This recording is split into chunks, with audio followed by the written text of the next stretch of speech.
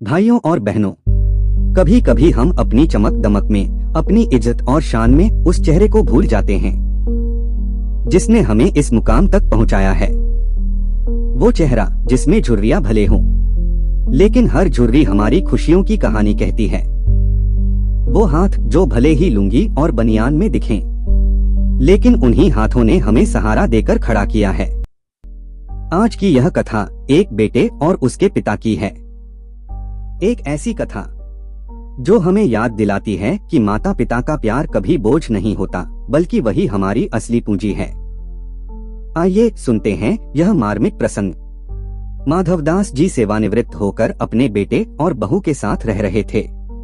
पत्नी का स्वर्गवास बहुत पहले हो चुका था, जब उनका बेटा अरुण महज 5 वर्ष का था।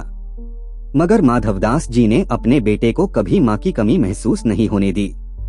सारी उम्र की कमाई अपने बेटे की परवरिश और शिक्षा दीक्षा में लगा दी। बेटा बड़ा हुआ, किसी बड़ी कंपनी में काम करने लगा। शाम का समय था। अरुण ने अपने घर पर ऑफिस के कुछ बड़े अफसरों को बुलाया था। घर में बड़े जोर शोर से तैयारियां चल रही थी। ऐसा लगता था कि किसी उत्सव की तैयारी चल रही है। रोशनी से सजा घर, महकते फूल, शानदार पकवान और सबके बीच में अरुण की शानो शौकत चमक रही थी।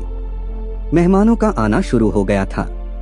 कुछ मेहमान आकर हॉल में बैठे थे, लेकिन तभी रसोई की ओर से उनके पिता माधवदास जी लुंगी और बनियान पहने हुए धीरे धीरे पानी लेने आ रहे थे। उनका चेहरा भोला था, चाल ढाल सरल, जैसे हमेशा से रहा था। मेहमानों ने हल्की निगाहों से देखा, कुछ ने मुस्कुराकर प्रणाम भी किया, मगर अरुण को यह सब अपनी इज्जत पर दाग जैसा लगा। उसे लगा कि उन्होंने उसका स्टेटस खराब कर दिया। मेहमानों के जाते ही अरुण का गुस्सा फूट पड़ा। पापा, कब छोड़ेंगे आप अपना यह गंवारपन? इतनी मेहनत से मैंने अपनी इज्जत बनाई है और आप एक पल में मिट्टी में मिलाने पर तुले हैं। आप आवाज दे देते तो पानी मिल जाता। ये लुंगी बनियान पहनकर मेहमानों के सामने जाने की क्या जरूरत थी? लोग क्या सोच रहे होंगे मेरे बारे में? माधवदास जी चुपचाप खड़े रहे। उनकी आंखों में आंसू थे, मगर होंठ कांपते हुए बोले, बेटा, मुझे बस प्यास लगी थी। कमरे में पानी नहीं था, इसलिए रसोई चला आया। मेरा इरादा तुझे शर्मिंदा करने का नहीं था।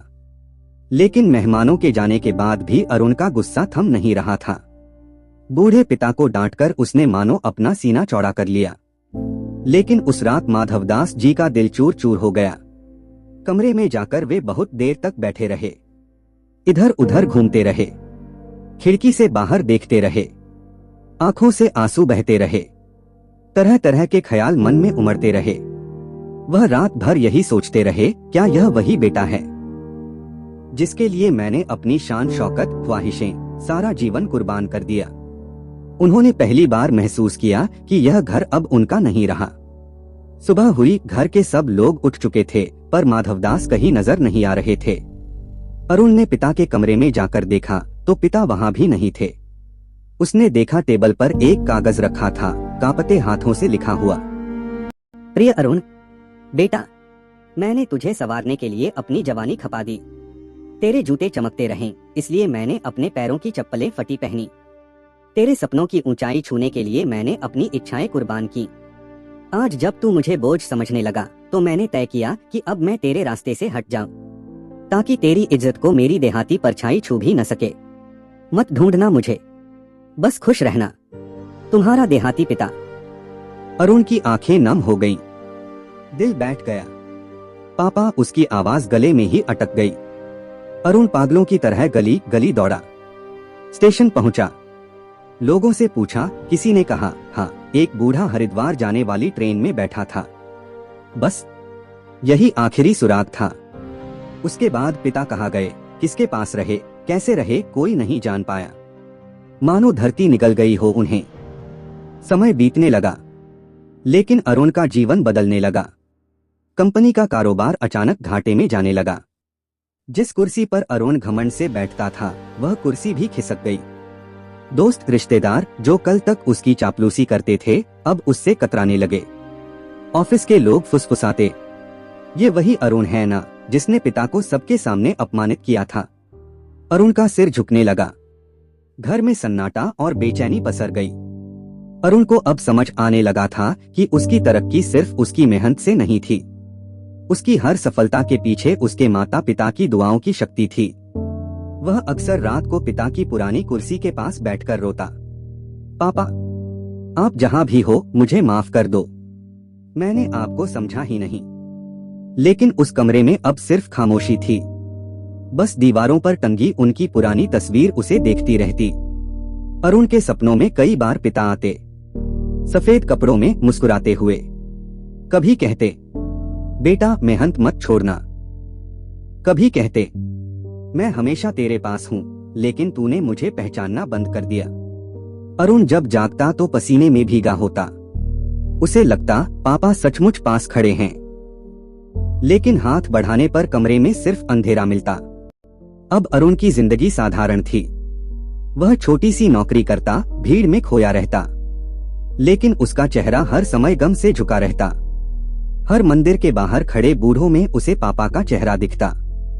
हर सफेद बाल वाले मजदूर में उसे पापा की छाया नजर आती। लेकिन असली पिता कहाँ थे? ये रहस्य उसके जीवन की सबसे बड़ी टीस बन गया। दोस्तों, माता पिता का प्यार और उनका आशीर्वाद दिखाई नहीं देता, लेकिन वही जीवन की असली ताकत है। जब तक माता पिता का हाथ सिर पर है, तब तक हर मुश्किल आसान है। लेकिन जब वह हाथ उठ जाता है, तब सारी ताकत भी राख हो जाती है। इसलिए आप सबसे हाथ जोड़कर निवेदन है, पिता की लुंगी हो या सूट, बनियान हो या कोट, उनका परिधान नहीं, उनका त्याग मायने रखता है। माता पिता को कभी बोझ मत समझिए, उनका सम्मान कीजिए। उन्हें कुछ दीजिए या ना दीजिए, बस प्यार से उनसे बातें कर लीजिए। यही उनके लिए सबसे बड़ा सम्मान होगा, क्योंकि माता पिता का आशीर्वाद ही हमारी सबसे बड़ी दौलत है। धन्यवाद। माता पिता को शत शत नमन।